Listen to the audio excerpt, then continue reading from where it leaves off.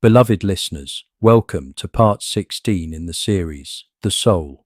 What are the factors in a child's life that make it a psychopath? This is the answer from the keepers, the triad of earthly activation. 1. The primordial fracture, severe pre-verbal attachment trauma. This is the most critical environmental factor. It occurs not through later abuse, but through a fundamental failure of the early mirroring bond, typically 0 to 36 months. Mechanism. The infant's core needs for attuned emotional reflection, consistent comfort, and secure bonding are met with chronic neglect, profound inconsistency, or outright hostility. The child's nascent emotional signals, fear, distress, need, are met with a void, a chaotic response, or a reflection of parental rage, indifference. Soul-level effect. For a soul already oriented towards separation, this experience validates and hardens the core thesis. The other is not a source of connection but of danger or irrelevance. My needs are meaningless in the world of others. I am alone.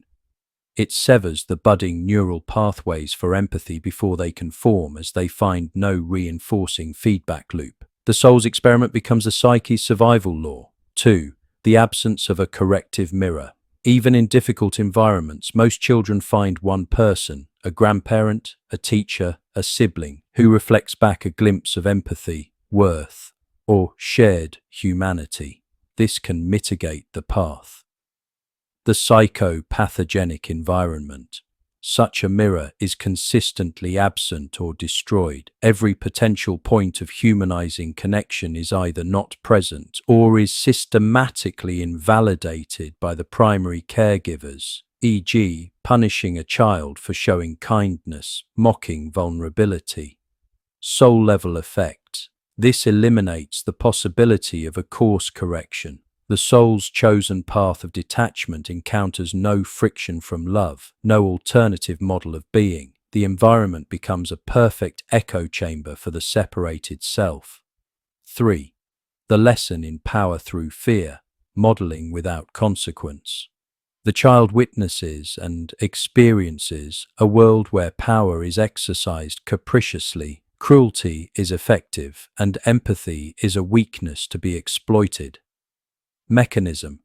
This is often a home environment of domestic violence, intimidation, or narcissistic manipulation where the only consistent relational dynamic is dominance, submission. The child learns that to feel safe, or simply to feel potent, one must adopt the role of the dominant, unfeeling agent. They may also learn that expressions of vulnerability lead to immediate punishment or exploitation.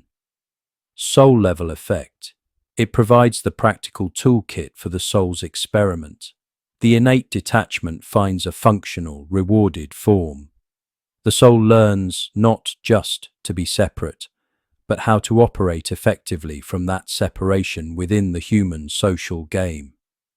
The critical distinction: soul blueprint versus environmental crucible. A soul not predisposed to this extreme experiment may suffer the same trilogy of factors and become severely wounded, dissociative, or develop borderline or narcissistic adaptations, pathologies still steeped in a craving for, but terror of, connection. For the soul on the psychopath path, these factors do not create the detachment. They cement it, justify it, and provide it with a functional grammar. They translate a soul-level hypothesis into an unshakable, earthly identity. The biological component, the earthly vessel, brain and nervous system, chosen by or for such a soul, often has pre-existing innate differences: lower baseline arousal, reduced amygdala response to fearful stimuli, underdevelopment in prefrontal regions linked to impulse control and moral reasoning. This neurobiology is not the cause, but the compatible hardware for the soul's software. The traumatic environment is the programming language that writes the software onto that hardware, the unfolding of the experiment. Once this triad locks into place in early childhood, the development follows a chillingly logical path. The child does not learn emotional reciprocity. It learns social mimicry as a survival and manipulation tactic.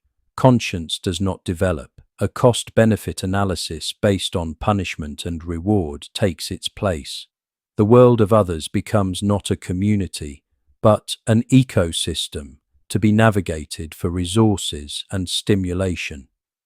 The factors in a child's life do not make a psychopath, are the extreme and precise conditions that allow a specific, pre-chosen soul experiment to manifest in its full, tragic, and catalyzing clarity.